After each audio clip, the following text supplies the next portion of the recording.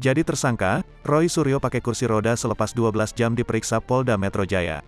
Pakar telematika Roy Suryo menggunakan kursi roda usai jalani pemeriksaan di Polda Metro Jaya, Jumat, tanggal 22 Juli tahun 2022, malam.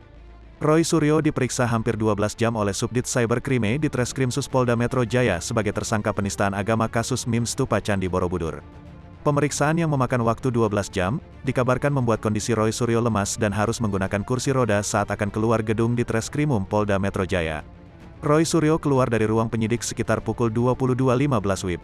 Mantan Menpora itu bahkan dipapa untuk beranjak dari kursi roda. Kuasa hukum Roy Suryo, Pitra Romadoni mengatakan, pihaknya masih fokus pada pemulihan kesehatan kliennya pasca pemeriksaan sebagai tersangka kasus penistaan agama. Mohon maaf mas, bisa sama Bu Elza aja dulu ya wawancaranya. Tim penasihat hukum RS, Roy Suryo, juga. Saya sedang fokus pada kesehatan klien saya, kata Pitra saat dihubungi tribunnews.com, Sabtu, tanggal 23 Juli tahun 2022. Sementara kuasa hukum Roy Suryo, Elza Syarif Nasution mengungkapkan kondisi kesehatan kliennya saat menjalani pemeriksaan sebagai tersangka kasus penistaan agama sempat pingsan. Saat di BAP, berita acara pemeriksaan, saya pergi dulu, kan ada tim lawyer banyak mendampingi bersama Pak Pitra Romadoni. Terus pas saya balik, dibilang Pak Roy-nya drop, sempat pingsan, kata Elza. Elza menuturkan kliennya memang sedang drop sejak kemarin. Kesehatan Roy terganggu karena shock setelah ditetapkan sebagai tersangka kasus penistaan agama Mim Stupa Candi Borobudur yang diedit mirip wajah Presiden Jokowi. Ternyata mungkin gak tidur atau apa, Pak Roy muntah di ruang polisi. Pak Roy juga drop dan shock karena status tersangka ini, kata Elza. Terlepas dari kondisi kliennya, Elza mengapresiasi penyidik yang memahami kondisi kesehatan Roy Suryo. Menurutnya, penyidik memahami betul perihal kesehatan Roy Suryo bahkan membantu memberikan perawatan di lokasi.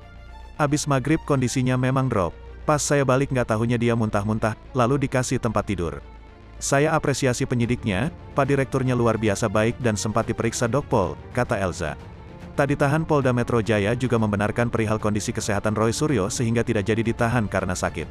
Ya sakit, tidak ditahan, kata Kabid Humas Polda Metro Jaya Kombes Pol Endra Zulpan melalui pesan singkat, Jumat, tanggal 22 Juli tahun 2022.